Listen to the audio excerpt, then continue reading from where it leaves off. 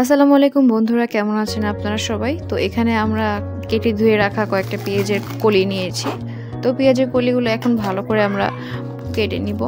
বন্ধুরা, আজকে খুবই মজাদার একটা কোরিয়ান রেসিপি আপনাদের সাথে শেয়ার করব, যেটাকে অনেকে কোরিয়ান স্ন্যাক্সও বলে।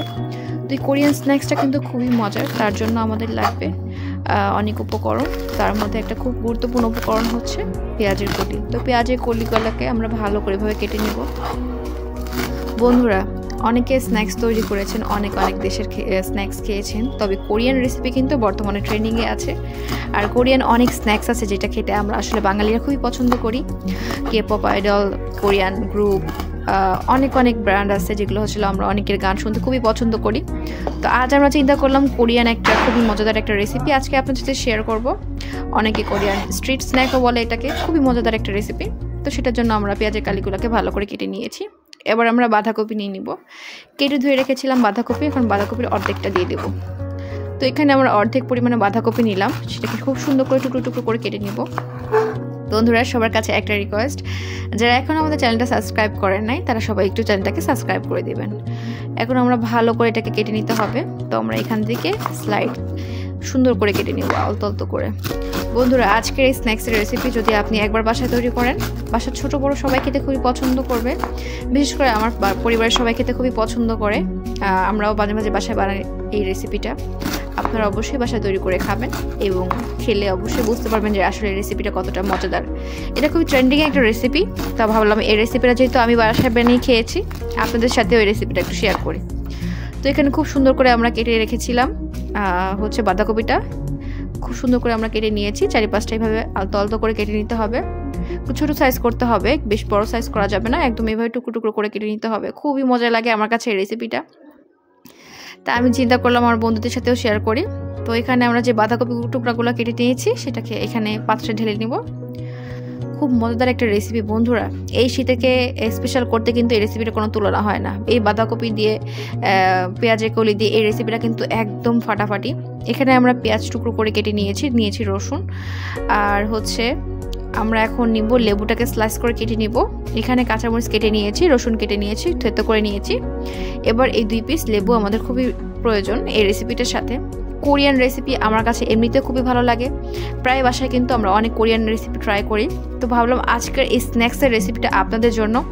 এই কোরিয়ান স্ন্যাক্সটা বাসায় একবার খেলে বাসার ছোট বড় সবাই কিন্তু খেতে খুবই পছন্দ করবে। আর আমরা সবাই ইউনিক রেসিপি, এই কাঁচামরিচগুলো দিয়ে দিলাম ভিতরে।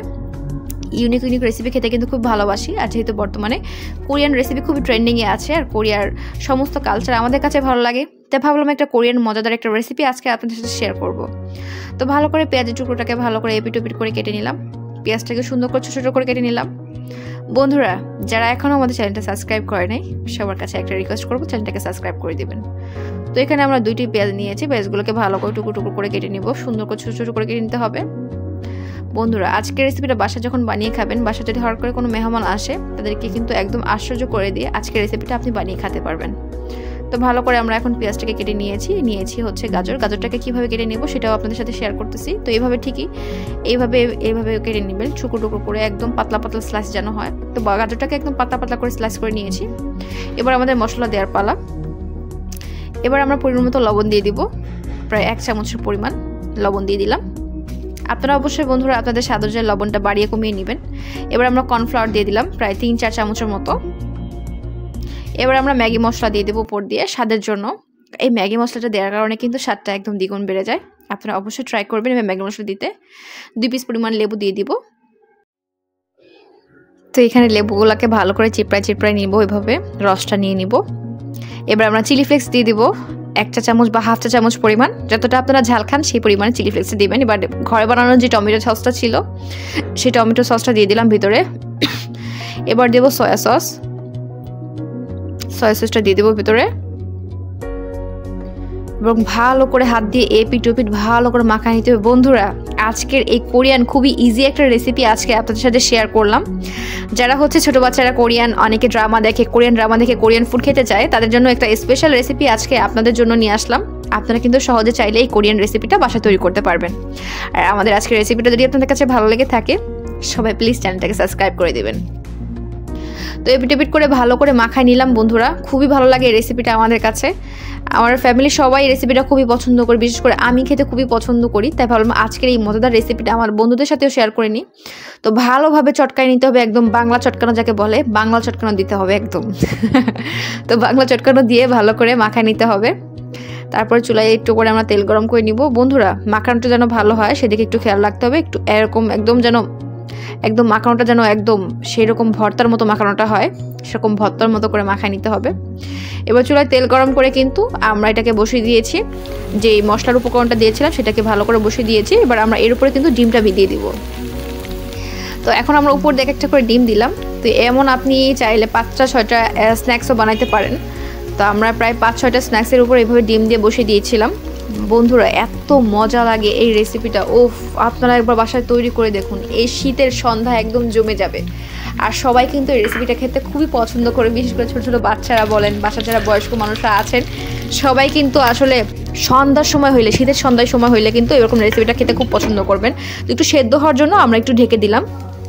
জালটা অবশ্যই কমে নিতে হবে যাতে পোড়া লেগে না যায়, হ্যাঁ, সেদিকে একটু খেয়াল রাখতে হবে। তো দেখুন বন্ধুরা কি সুন্দর একটা কালার চলে আসছে। শুধু সুন্দর একটা কালার না ভাই, এই রেসিপিটা যখন বাসায় তৈরি করে খাবেন সবাই কিন্তু আপনার প্রশংসা করবে। একটা ইউনিক একটা রেসিপি যাকে বলে, কোরিয়ান একদম ট্রেন্ডিং একটা রেসিপি, একদম কোরিয়ান একটা স্ন্যাক্স, যেটা হচ্ছে কোরিয়ান মানুষরা খায়, খেতে খুবই পছন্দ করে। যে কোনো সসের সাথে কিন্তু আপনার এটা পরিবেশন করে খেতে পারবেন। আর এত মজা হয়েছিল বলার থেকে বাইরে। আর শুধু মজা হয়েছে বলবো না, আপনারা বন্ধুরা দেখেই বুঝতে পারছেন যে কতটা লোভনীয় হতে পারে। বাসায় তৈরি করে খাবেন, নিজেও খাওয়াবেন, সবাইকেও খাওয়াবেন, আর আমাদের প্রতি একটু ভালোবাসা রেখে যাবেন। সবাই আমাকে সাপোর্ট করবেন বন্ধুরা।